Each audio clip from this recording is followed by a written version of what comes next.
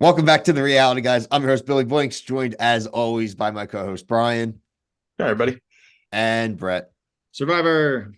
We are back to talk Survivor 46. This is episode 2. Please like and subscribe here and on TikTok at the reality guys for all our reality TV coverage. We are covering everything from reality competitions like Survivor to more romantic shows like Love is Blind. Season finale review just came out on the channel right before this review. We also will be starting, if you're a CBS fan, Amazing Race. Next week, we will cover every episode. Go back and check our playlist. We have had every episode for the last few seasons here on the channel. All right, guys. This was an interesting one, right? So we have Yanu, who really is turning out to be this year's crappy tribe. They are very confusing. They have very uneasy, unsolidified alliances. It feels like they're all very confused. No one really knows who's in charge of the alliances. We had a really sloppy tribal council. I was actually glad to hear Brett pre-show say that it was confusing because I was like, damn, like I was confused too. And I wanted to make sure it wasn't just me starting to just like zone out on them, that it frankly was just like, what is happening here?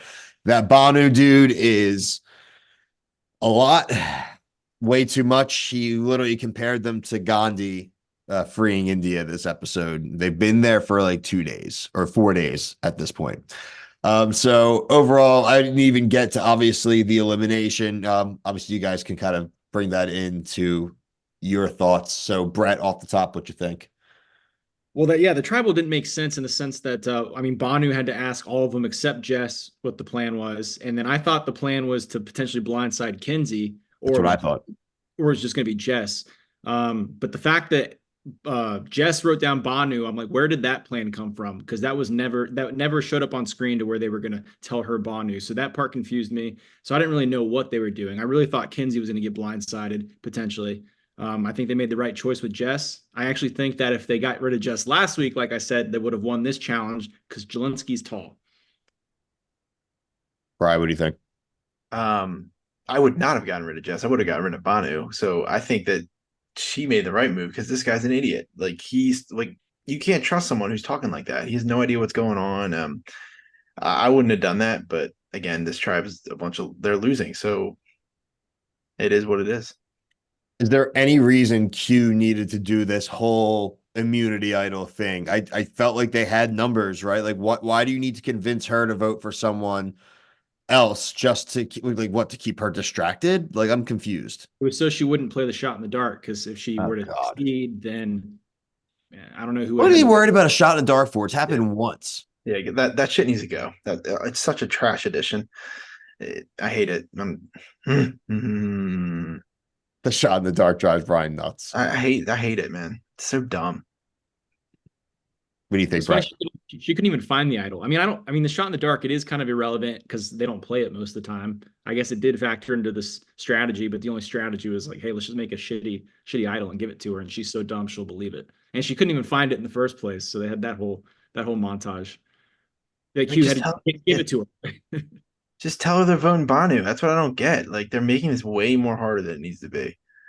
And again, it's just like who are they casting here? Where they're just these people that claim to know the game. They're making more hurdles that could trip them up. Like we said, what if like something did happen and somebody got eliminated, they didn't want to be eliminated? I would laugh. I'd be like, you guys are dumb. You brought this upon yourselves. Overplayed your hands a little bit. Um, Kind of shifting over to some of the more successful tribes, at least as far as the challenges, Nami, Orange Tribe. We had a lot revolving around Venus. We had a lot with her, you know, I think it's like a frenemy situation at this point with Soda. I really don't think that she really likes Venus, even though she claims that she likes her as a person. I did like the pointing out of her grabbing the idol from them every time it gets handed to them. There does seem to be some tenseness around Venus in general. And then obviously Venus says they ran over her foot during the challenge. And there just seems to be a lot of tenuousness between this group right now that if they got to a tribal, I'd really like to see how it all falls apart, breaks down, especially with what's his name, Brandon now having that beware advantage and him being the only one, I guess, really maybe touching base with Venus and maybe keeping her around. So what's your guys' read on that tribe? You can go. I mean, I think Soda is still a very good potential winner pick. I mean, she likes Venus, but apparently Tevin doesn't, and Tevin is Soda's number one, so maybe that's why Soda doesn't like her as much now. But the Randon thing is very interesting. I really thought Venus might be going home at the beginning of this episode just based off her family package and her being on the outs. But then Yeah. Randon, he's also on the outs, so he's like, I'm just gonna find everyone else's enemy and partner with them, and we're gonna take them down. And Venus, I think, is gonna have a big uptick at this point because she's probably gonna survive merge and then betray everybody, like she said. So it'll be fun. Yeah, I kind of think I don't know why Soda was talking so much crap before Mhm. they started the challenge. I think that could be detrimental if they do a tribe swap and she gets like isolated on a tribe. I thought that was really stupid.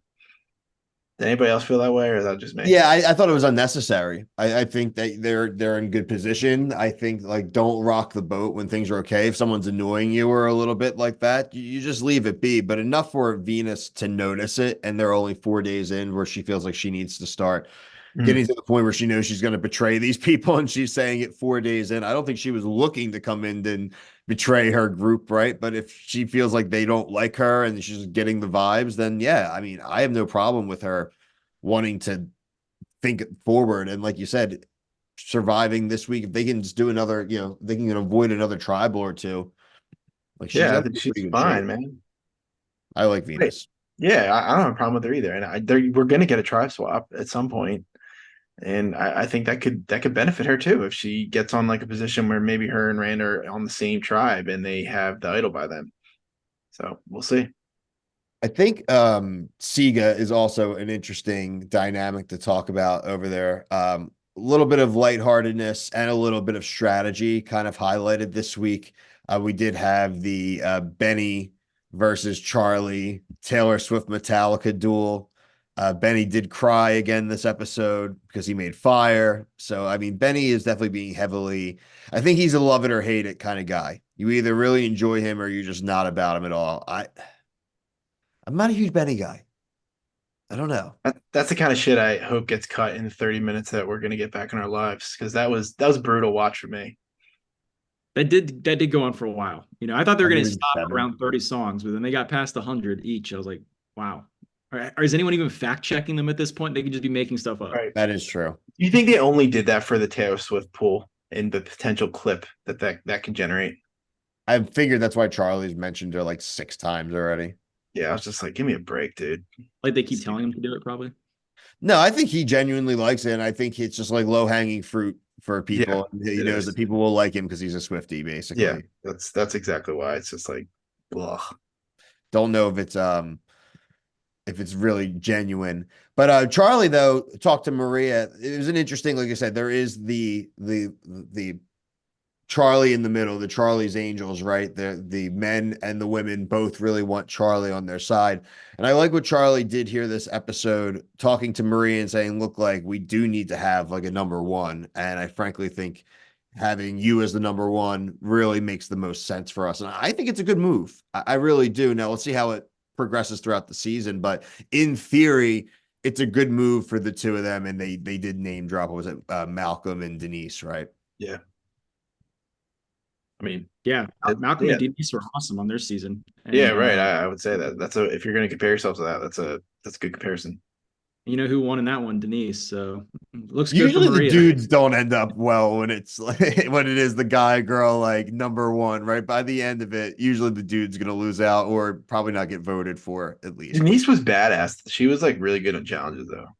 Yeah, Mm. she looked. I mean, I haven't She's seen that legit. season. I'll probably go back and watch that one now because they mentioned it. So I want to Yeah. see like that dynamic so that when they start saying it next week, I can see if they actually do it right. But she looked yoked, Denise. Probably not. Yeah, they probably won't do they won't be exactly on par with like how it goes, but it's cool that they do show clips. I'm glad that they do show the clips of the people because it is a nice refresher to remember. Because I mean, it is 45 seasons and it's hard to remember people's names like fully.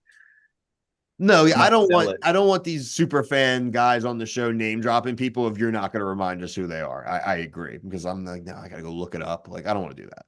Yeah. Um, It was a good name drop because no one usually name drops Malcolm and Denise. I only think I've heard it once on a season before. Someone Yeah, say it's it. usually like Sandra, Parvati, Tony. I want to be like Boston Rob. Yeah, the same old. Yeah. You want your Who's Boston Rob adored? picks? Go check out our Deal or No Deal review from this week. Overall, guys, yeah, pretty solid episode. Like Brian teased in the middle of the review, we are going back to 90-minute episodes next week. So Survivor 8 to 9:30, Amazing Race. What number are we on for that? So are they dubbing it 35 or is it just gonna be 36? I It's was gonna thinking be that it's same thing. considered 36, even though it was filmed, and we'll get into that next Yeah. week when we review it. So yeah, Amazing Race 36, Survivor 40. So God, all these sixes, it's really funny. And amazing, and we're just finishing up Love Is Blind season 6. Yeah, we'll be back for both of 40 those next week.